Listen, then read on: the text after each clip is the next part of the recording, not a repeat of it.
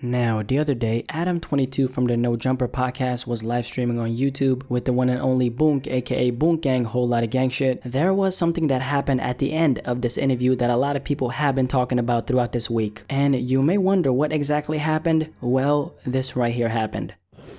Whole lotta. Help you up. Shout out to the homie Boonk. Oh my.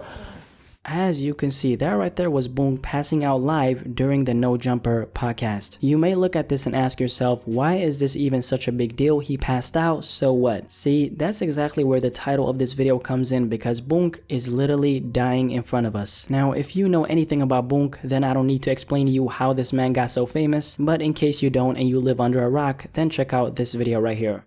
They ain't even know I was coming. John Hill Jr. turned an online following into viral fame, recording stunts that have racked up millions of views on Instagram alone. Like this one, of Hill hopping the counter and taking a tray of donuts from Miami Gardens Dunkin' Donuts as workers watched. A stunt that sent him to jail. The thing is that it's the reactions I get. Other videos posted online show Hill running off with a dog, watch, someone's iPhone, and slip and slide stunts inside stores. Videos that he began to generate buzz for a rap career. It's a publicity stunt.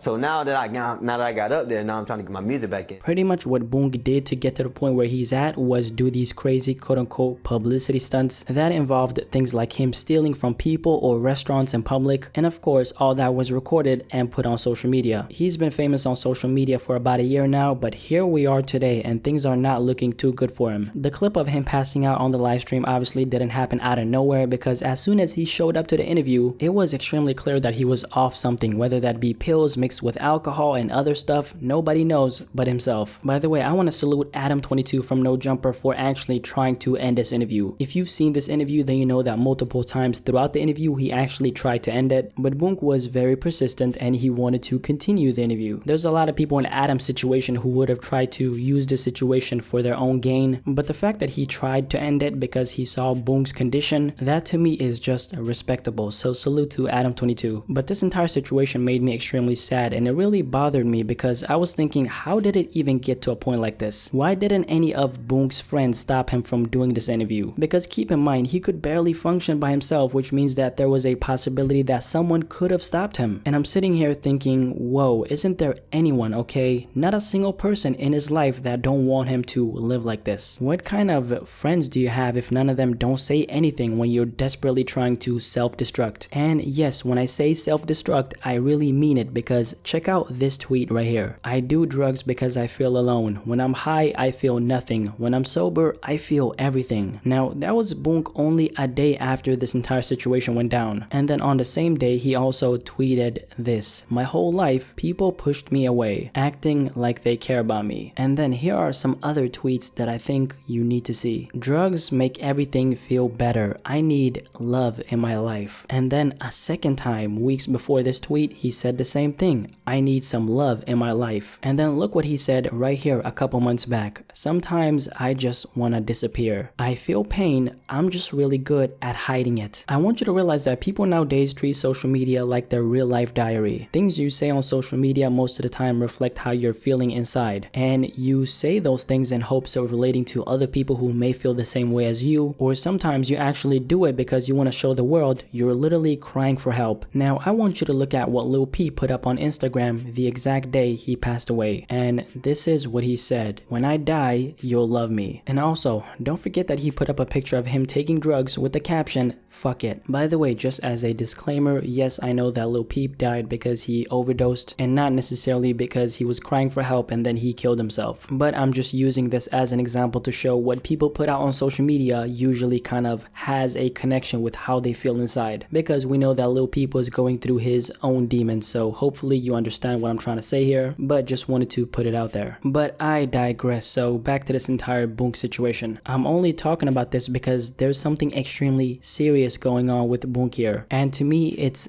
just kind of shocking how none of his friends intervened while he was doing that interview. Or you know what, he shouldn't even have gotten to that point at all. The sad part about this is the fact that people see this as entertainment, and then as soon as shit hits the fan, everybody talks about how important the mental health and drug addiction conversation is. But the thing about this topic is we shouldn't only be talking about it when something bad happens. It should be something that's constantly in the focus so things like this never happen. Now, yes, everyone is responsible for their own actions and so is Boonk. But then again, I just feel like he should be getting some help regardless of the stupid publicity stunts Boonk has done. I think number one, we should see him as just another human being who's going through some fucked up shit. I genuinely hope someone in Boonk's life cares about him enough to the point of guiding him in the right direction. I know that a lot of people are afraid of asking for help when it comes to situations like this, and he might be one of those people. But if you are in Boonk's life, or if you are a friend or a family member of his, help this man get in the right direction before it's too late, because unfortunately a lot of times people always seem to realize the right things they could have done in hindsight, and I really hope this is not what happens here, and I really hope this is not how it ends for Boonk.